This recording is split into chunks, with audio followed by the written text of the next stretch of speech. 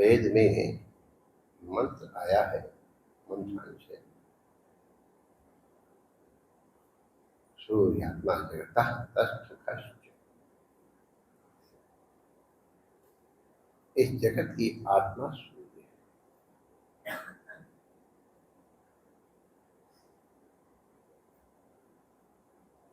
सूर्य को प्रत्यक्ष ब्रह्म भी कहा जाता है। और ये विश्व की समग्र सौर मंडल की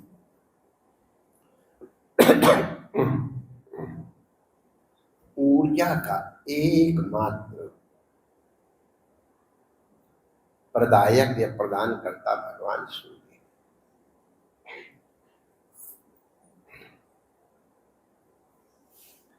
जहां पर भी ऊर्जा हमको दिखाई पड़े,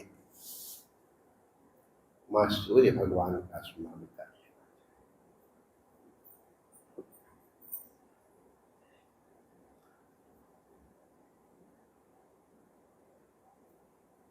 सूर्य ऊर्जा को ही हम लोग सूर्य ऊर्जा को क्लोरोफिल के माध्यम से वनस्पति ने अपने में सुरक्षित किया और भोजन बनाया। उस भोजन के कारण सभी प्रकृति आहार प्राप्त करती है। तो वो क्लोरोफिल के द्वारा उपार्जित जो ऊर्जा है वो भोजन के रूप में, तो उसको खा करके मनुष्य ऊर्जावान बनता है। भोजन न मिले तो योगियों की बात अन्य है, तो शरीर की क्रिया भी नहीं चला सकती।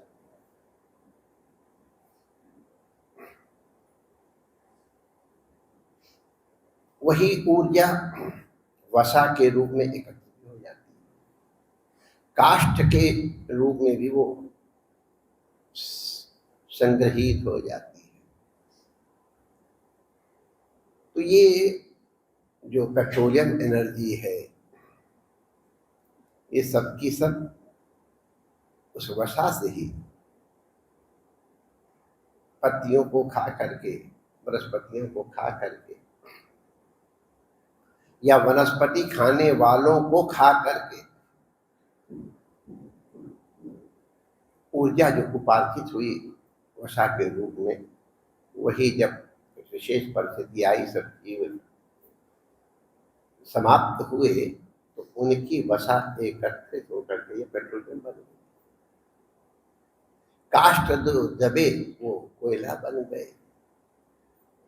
तो कोयला और ये पेट्रोलियम, ये सब के सब सूर्य की ऊर्जा है। हम लोगों में भी चलने फिरने की ऊर्जा सूर्य की ये है, भोजन से भी, तथा साक्षात विटामिन डी इत्यादि देकर के शरीर संचार। तो सूर्य की शक्ति से ही हम संचालित। अब तो सूर्य शक्ति के और बहुत अधिक प्रयोग किए जा रहे हैं। हमारे यहाँ इस शक्ति को संग्रहित करने की और उनका लाभ लेने की बहुत सी विधियां हैं। कई लोग गायत्री की उपासना को सूर्य की उपासना के रूप में भी देखते हैं। सूर्य भगवान ही हमारे समस्त क्रियाकलापों के आधार, दिन रात उनकी कृपा से होते हैं।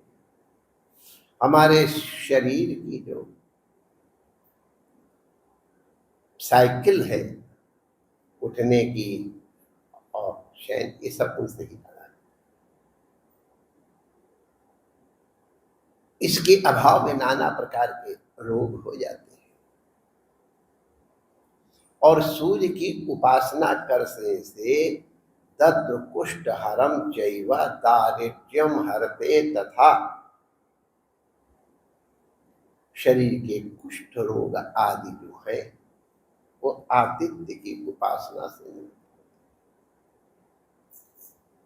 आदित्य की उपासना से दारिद्र्य भी निवृत्त होता है। नेत्रों के रोगों के निवारण के लिए भी सूर्य की उपासना की जाती है। अब नेत्र चाहे अंदर के नेत्र हो चाहे बाहर के, ये दोनों ही आदित्य की कृपा से स्वरूप को प्राप्त करते हैं। इसलिए हमारे यहाँ आदित्य की उपासना की बड़ी।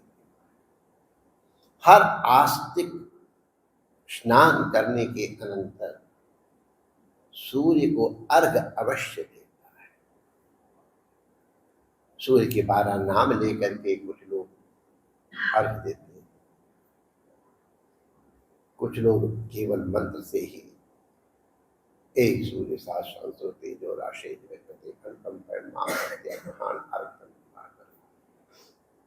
रक्त पुष्प रक्त चंदन अक्षत के माध्यम से अर्घ प्रदान किया जाता है।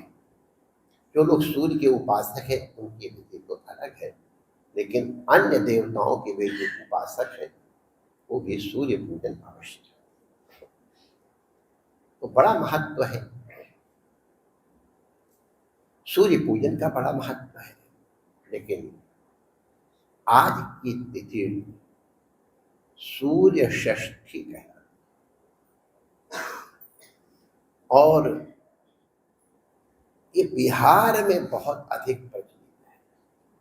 और जहां जहां बिहार के निवासी गए हैं अपने साथ ये संस्कृति लेकर के गए हैं, वहां पर भी सूर्य उपासना बड़े प्रेम से होती है, षष्ठी पूजन होती है।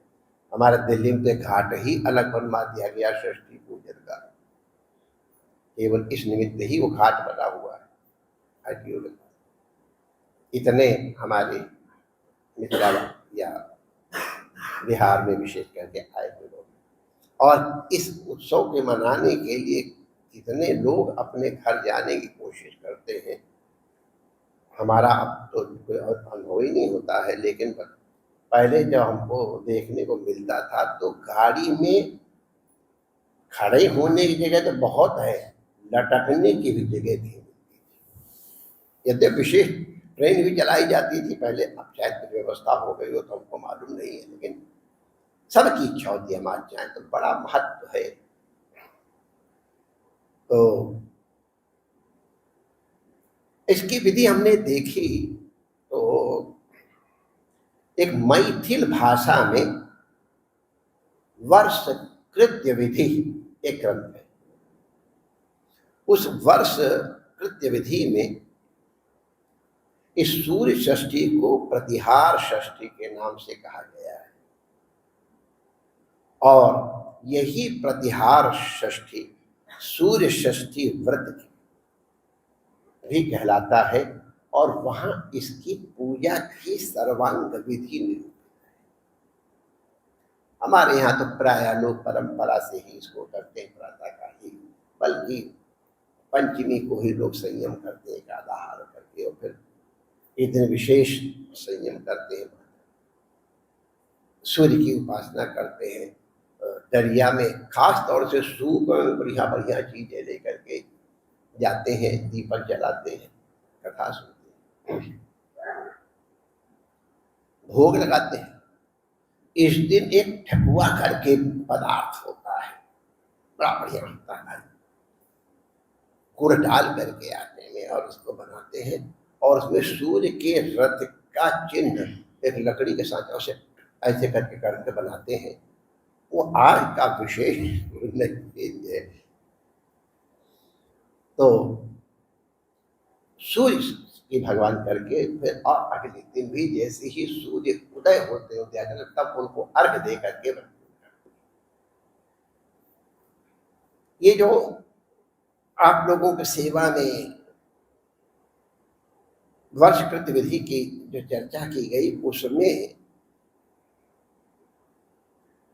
सूर्य पूजा की विधि निरूपण करने के अनंतर, कथा निरूपण करने के अनंतर लिखा है, इत स्कंद पुराणोक्त प्रतिहार षष्ठी व्रत कथा समाप्ता। अब किसी संस्करण में ये रही होगी स्कंद, लेकिन इसमें उच्चारण है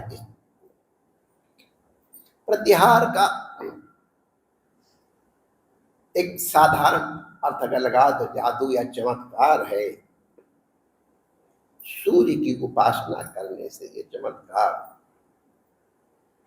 दैहिक, दैविक, भौतिक, आदि भौतिक, आदि दैविक, आध्यात्मिक, चारों प्रकार के चमत्कार तो अनुभव किए गए हैं। जो जिस भाव से उपासना करेगा उस भाव की प्राप्ति। इसकी कथा आती है, संक्षेप में बता दें। एक राजा की कथा है। नैमिषारण्य में मुनियों की प्रार्थना पर सूत जी ने जब इसका वर्णन किया, पूजा उपासना करते, कथा सुनाई कि एक राजा ने किसी अपराध के कारण अपना राज्य गंवा दिया और उसको कुष्ठ हो गया। तो किसी महापुरुष विप्रदेव का अनुग्रह हो गया, भगवान की कृपा हुई, और क्या है, बिन हरि कृपा मिले नहीं संता। उन्होंने उस राजा को षष्ठी व्रत की सूर्य उपासना की विधि से परिचित कराया और उसका यह दद्द रोग भी नष्ट हुआ और वो वैभव को भी प्राप्त हुआ। लेकिन इसके लिए एक सावधानी बरतने के लिए कहा गया है कि इस व्रत षष्ठी को पंचमी विद्या कभी नहीं करना चाहिए, सप्तमी विद्या हो उत्तम है। संभवतः आज भी सप्तमी विद्या ही षष्ठी होगी, तो कल वो अष्टमी संभवतः। तो अगर पंचमी विद्या की जाए तो उससे प्रत्यवाय होता है।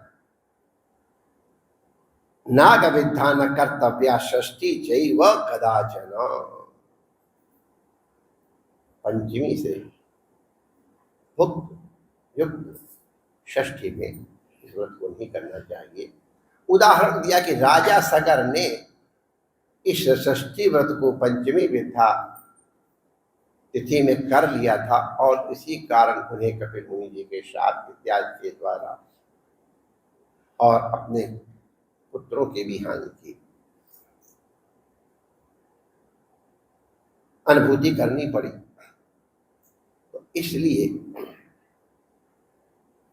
विशेष करके सप्तमी विद्या, शुद्ध षष्ठी या सप्तमी विद्या करें। यद्यप षष्ठी तिथि मुख्यतः प्रकृति की छठ की उपासना के लिए है, लेकिन विशेष और सूर्य की उपासना विशेषता सप्तमी तिथि को की जाती है। लेकिन ये गणेश की चतुर्थी के दिन करते हैं, विष्णु की एकादशी को करते हैं, भोलेनाथ की चतुर्दशी चतुर्दशी के संयोग में करते हैं, पुरुष काल में करते हैं। तो सूर्य की उपासना विशेष करके सप्तमी होती है, लेकिन ये विशेष है पर्व, इसको तो भी षष्ठी को सप्तमी विद्या करने में अधिक श्रेष्ठ मानते हैं। तो आज वो सप्तमी विद्या सूर्य षष्ठी है। सब लोगों ने सूर्य की उपासना की। हमारे बिहार में तो बहुत ही जोर से आज हुई है। सवेरे सवेरे बढ़िया बढ़िया साड़ियाँ चमाचम पहन करके अलता बलता लगा करके किया जाती है। सूप में पहले सूप बर्तन था, प्राय घर का कोई पुरुष ही सामान लेके जाता, माता है तो कारण के खाना बड़े बढ़िया बढ़िया उसमें। प्रश्न उत्तर होते हैं, अरे काहे की बारात सजोली हो, काहे के सब भीड़ भाड़ हो, का पूजा करे के बाद? तो कहेंगे नहीं, हम पुत्र की प्राप्ति के लिए, सौभाग्य की प्राप्ति कर गाना बाप गा के नहीं सुनाएंगे, तो आता है हम सुनाएंगे नहीं। तो वो पुनः हर प्रकार के ऐश्वर्य की प्राप्ति के लिए जिसको जिस तरह का ऐश्वर्य है, विद्या की प्राप्ति के लिए, आत्मा की प्राप्ति के लिए भी, इष्ट देव की प्राप्ति के लिए, और शारीरिक स्वास्थ्य की प्राप्ति के लिए भी, और लौकिक धन ऐश्वर्य की प्राप्ति के लिए भी सूर्य की उपासना निहित है। तत्र कुष्ठ हरम चैव दारिद्र्यम हरते तथा सर्वतीर्थ प्रदम चैव सर्व काम प्रवर्तन। ऐसे सूर्य भगवान की उपासना आज की तिथि में विशेष रूप से की जाती है। आज की तिथि में भगवान आदित्य आप सबके ऊपर अनुग्रह की वर्षा कर रहे हैं, उसे आप संचित कर पाएं, इस प्रार्थना और कामना सहित अपनी वाणी को विराम देने की अनुमति चाहते हैं। जय श्री कृष्ण।